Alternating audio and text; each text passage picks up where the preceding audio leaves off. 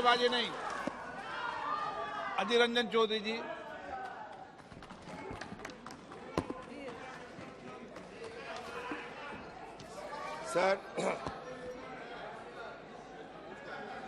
Sir, with all humility at my command,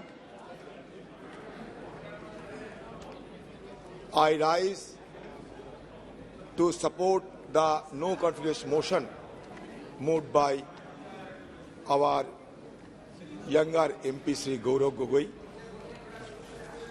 under Rule 198.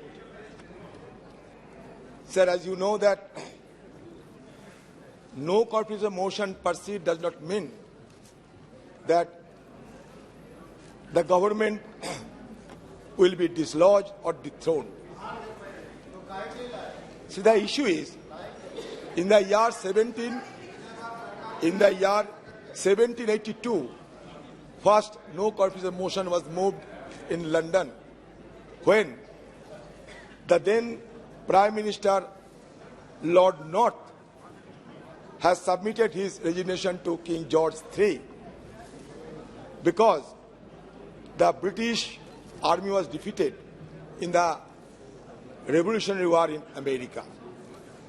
So in our parliamentary mechanism, it's a long overdue, it's a long tradition which has been persuading because we are also following the same path of parliamentary democracy in our country.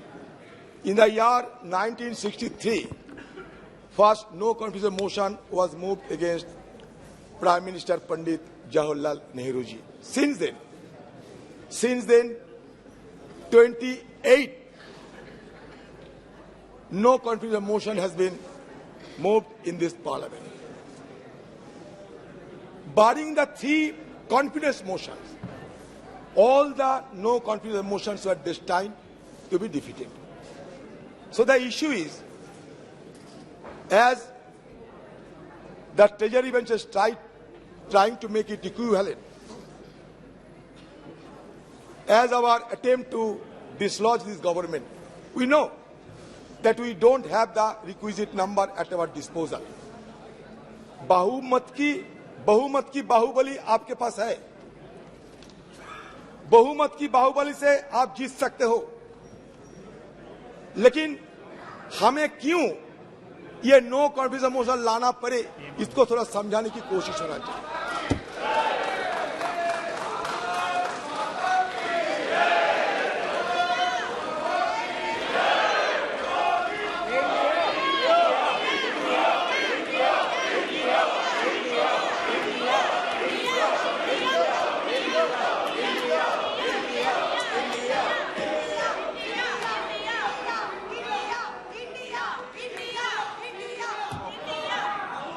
Sir देखिए, ये no confidence motion की ताकत कितने हैं कि हमारे प्रधानमंत्री को हम लोग खींच के सदन में लाकर बैठे। यही ताकत होते हैं संसदीय परंपरा की।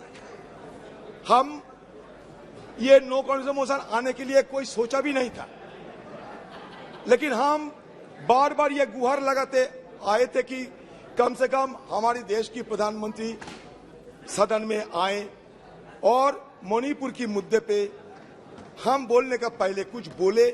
ये सिर्फ हमारा मांग थी और कुछ नहीं।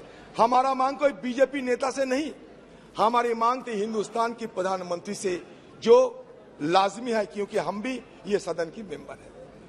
लेकिन पता नहीं प्रधानमंत्री जी क्यों इतना आड़े हुए थे कि सदन में ना आने की शपथ ले चुकी थी।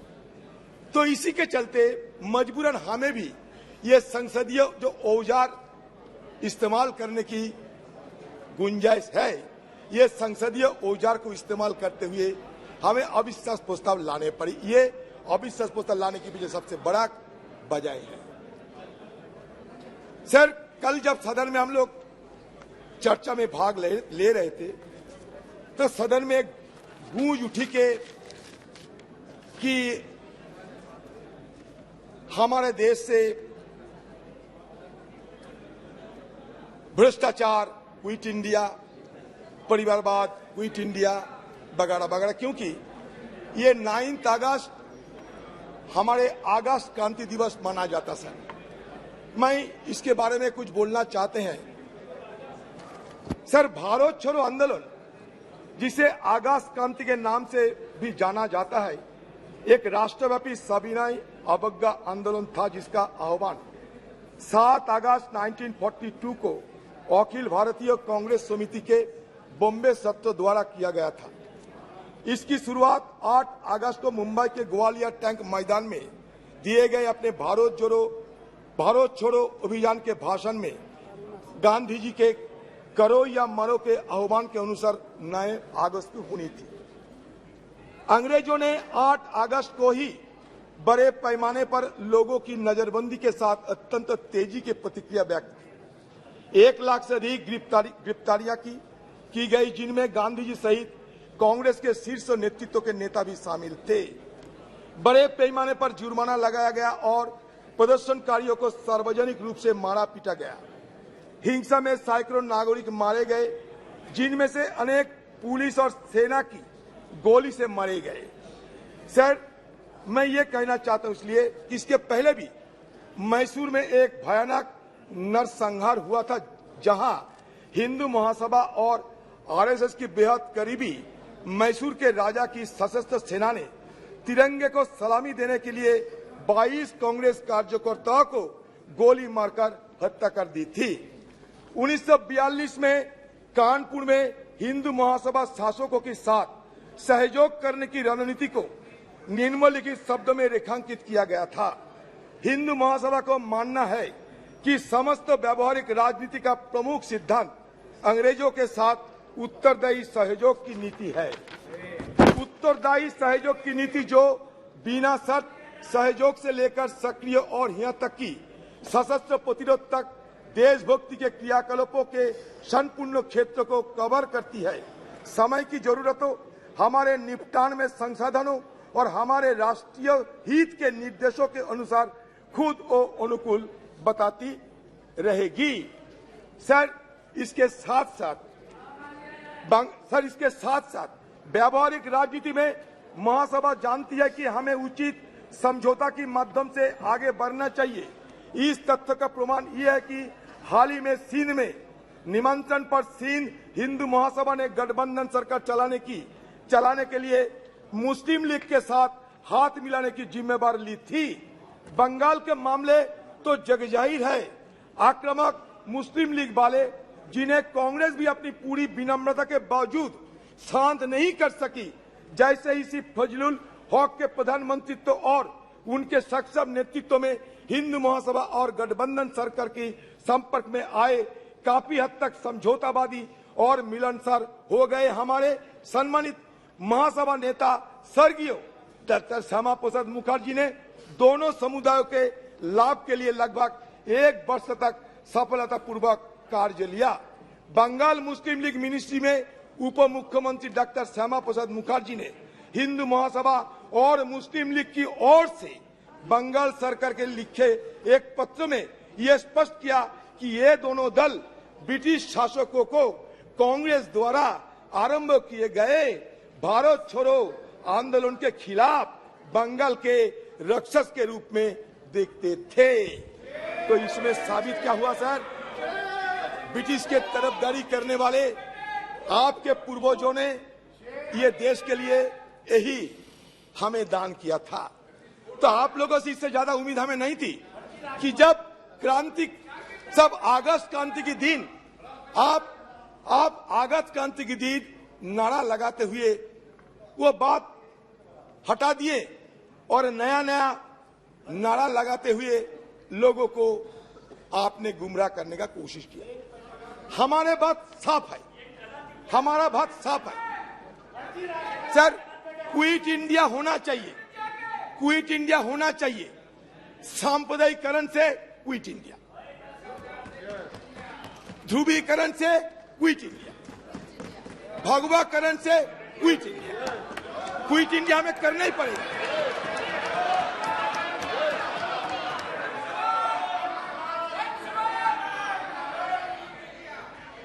आजादी के साम न हम होने देंगे। शहीदों की कुर्बानी को बदनाम ना होने देंगे। बची रहे एक बूंद लहू की रंगों में भारत माता की आंचल को बर्बाद नहीं होने देंगे। यही हमारा मकसद है। मैं सिर्फ ये कहना चाहते हैं,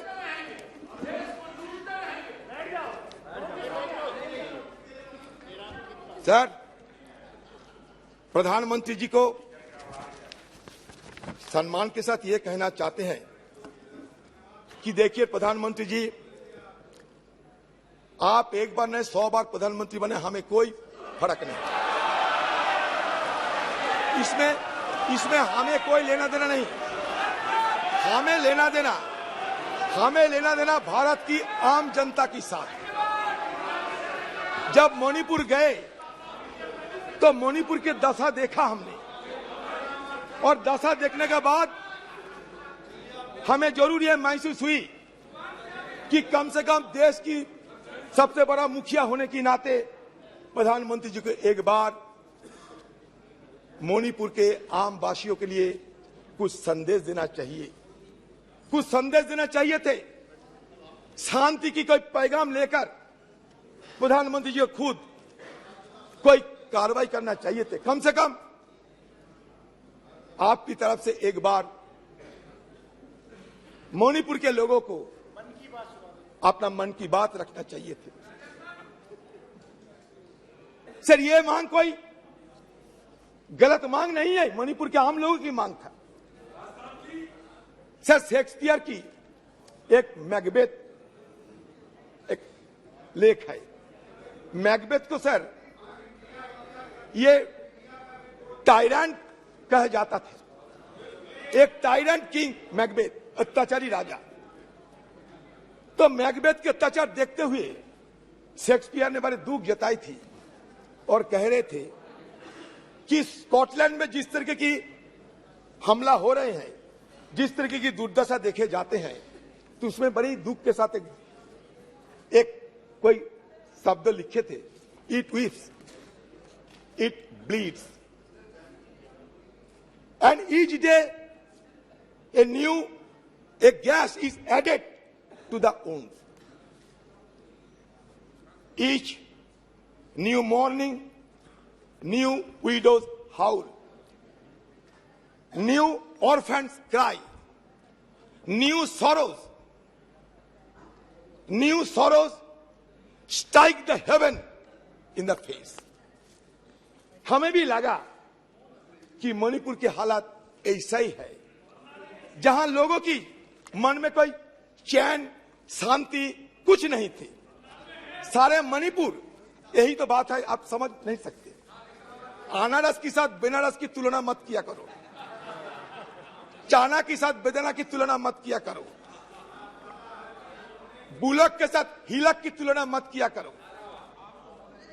इसलिए नहीं, क्योंकि हमारे प्रधानमंत्री जी जिस दिन मणिपुर के मुद्दे पे बोलना चाहिए था, कहां से छत्तीसगढ़ लाए, कहां से राजस्थान लाए, कीजिए ना।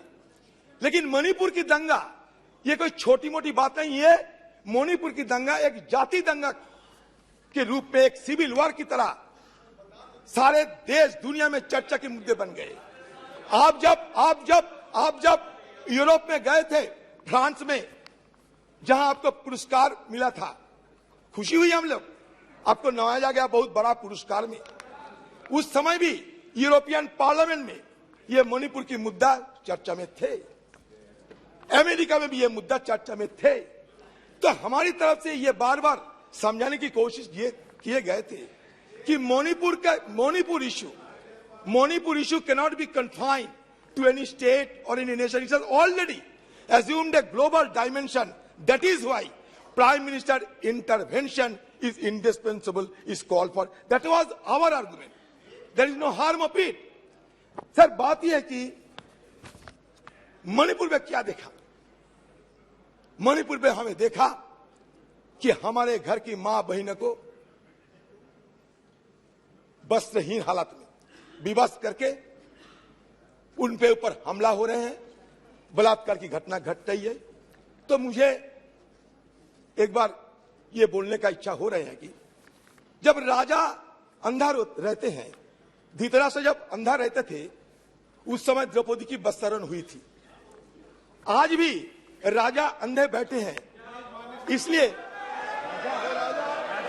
किसी को नाम नहीं, किसी को नाम नहीं लिया मैं, किसी को नाम नहीं लिया मैं। तो इसलिए जहां राजा अंधा बैठे रहते, जहां राजा अंधा बैठे रहते, वहां द्रौपदी की वस्त्रहरण चाहे वो हस्तिनापुर में हो, चाहे वो मणिपुर में हो, होते ही रहते। मणिपुर और हस्तिनापुर में कोई फर्क नहीं रहता। आपने एक अपील की थी कि आइदर और साइड से बहस को शांति से सुना जाए। हम बड़े धैर्यपूर्वक सुनते गए।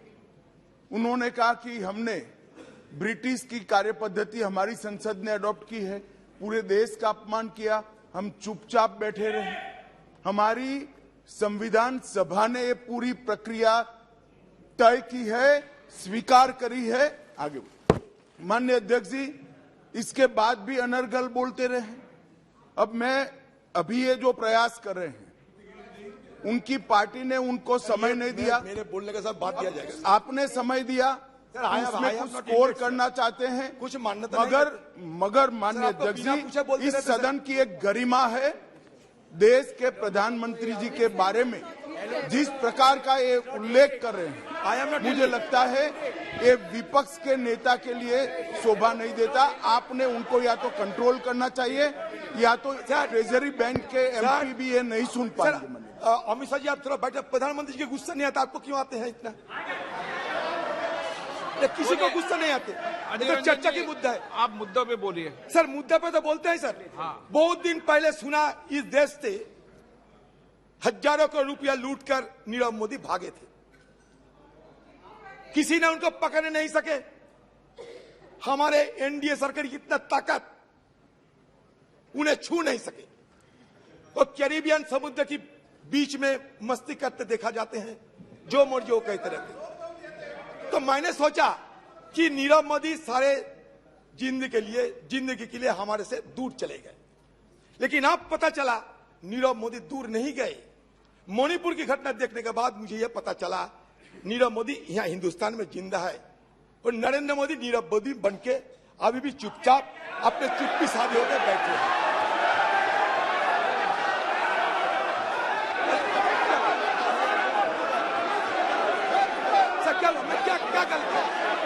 सर मैं गलती क्या की सर? सर इनको माफी मांगना चाहिए। इनका पार्टी इनको समय नहीं दिया, जैसे गृह मंत्री ने बताया। समय हमारे पार्टी से लिया है, और अभी इनका अभी क्या क्या बात कर रहे हैं सर? ये जांच से लेकर सर ये अनाप शनाप बात नहीं चलेगा सर। चीता तक ये नीरव मोदी को लोन तो इन लोगों ने दिया है, कांग्रेस पार्टी ने दिए है। सदन है, आप मुद्दों पे बोलिए। मैं तो ये मेटाफोरिकली बोला। इस सदन के अंदर मेटाफोरिकली नेता है। लोन कौन दिया? लोन कौन दिया? कोई गलत? अरे अजीर बाबू, लोन कौन दिया बताइए?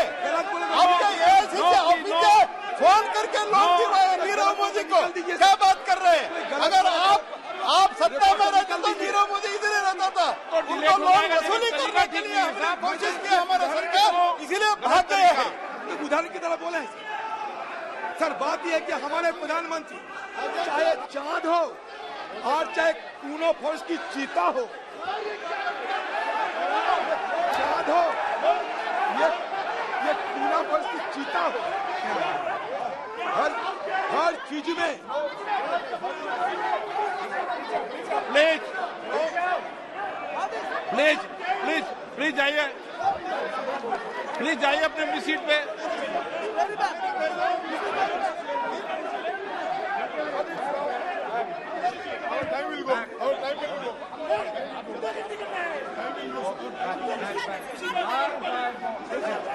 प्लीज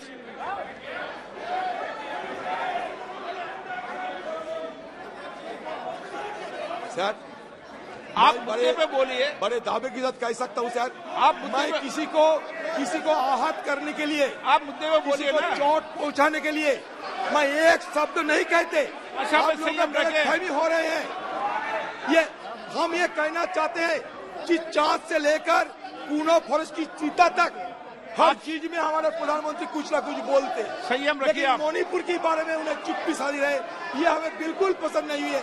यही मैं जाहिर करना चाहते हैं। संयम पे बोले आप। सर अभी तक देखिए ना, मणिपुर की जो 2 एमपी है, मणिपुर के 2 एमपी डॉक्टर रंजन सिंह राजकुमार, मणिपुर का और एक एमपी डॉक्टर लोरो फुजो, किसी को बोलने का मौका नहीं दिया जाता कि हमें सदन के अंदर कुछ सुने उनसे, वो भी नहीं मौका मिलती लोग। हम अमित शाह जी को पूछना चाहते हैं, अमित शाह जी कल जो आपने बयान दिया ना, ये बड़ा घातक बयान दिया आपने। आपने कहा था कल, याद कीजिए, कि हम बफर जोन में सारे सिक्योरिटी फोर्सेस को तैनात किया है। याद कीजिए, आपने खुद स्वीकार करते हैं कि बफर जोन बन गए हैं। बफर जोन कहाँ बनते? लाइन ऑफ कंट्रोल में बफर जोन बनते। इसका मतलब आप क्या स्वीकार करते हैं कि कुकीलैंड और मेरीलैंड अलग हो गए? Please conclude. नहीं सर, चलिए प्लीज कंक्लूड। सर, कैसे सर? ओके सर, इसीलिए ये बफर जोन की बात कभी आपको नहीं करना चाहिए था। मतलब आज जो sense of delineation, it is going to be translated into a geographical delineation of the 2 warring faction. इसलिए मैं आपको सतर्क करना चाहते, कल आपने बड़ा गलत बयान पेश किए हैं। ये बफर जोन की मुद्दा उठाकर आपने खुद स्वीकार किया कि बफर जोन अभी है। आपने कांग्रेस पे आरोप लगाने का कोशिश किया, लेकिन देखिए आपने खुद राज्यसभा में ये बताया कि 1528 फेक काउंटर हमारे जमाने में हुई थी। ये आपने यही नहीं बताया कि कितने साल तक वो हुई थी। 33 साल तक, 33 साल में हुई थी। Sir rule 352(5) sir rule 252(5) sir, Congress की जमाने में कांग्रेस की person in high authority unless the discussion is based on the substantial motion drawn in proper term. Sir ऐसा कुछ नहीं हुआ है सर, इसको एक्सपंज करना, prime minister is the high authority, इसको एक्सपंज करना चाहिए और माफी मांगना चाहिए सर। ऐसा नहीं चलता है सर।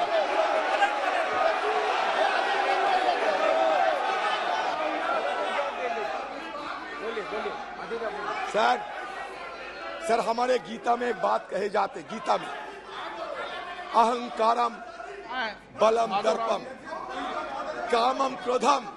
इनका पॉइंट ऑफ ऑर्डर है माननीय अध्यक्ष जी। बोलिए ना। सर अहंकारम 352(5) सर, बलम दर्पम referring to the fact matter on which the judicial decision is pending. Second sir, मैं ये सब रेफर नहीं करता हूँ। 5वां नंबर पर ये है, reflect upon the conduct of the person unless the discussion is based on the substantive motion drawn in proper term। कोई मोशन मूव नहीं किया है। प्रधानमंत्री जी के खिलाफ ऐसे आरोप लगाना, अनाप शनाप baseless allegation, doing the baseless allegation cannot be accepted sir, it cannot be tolerated.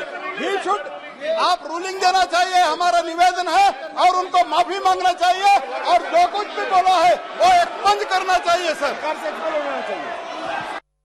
Court से निकाल दिया, प्लीज कोर्ट से निकाल दिया,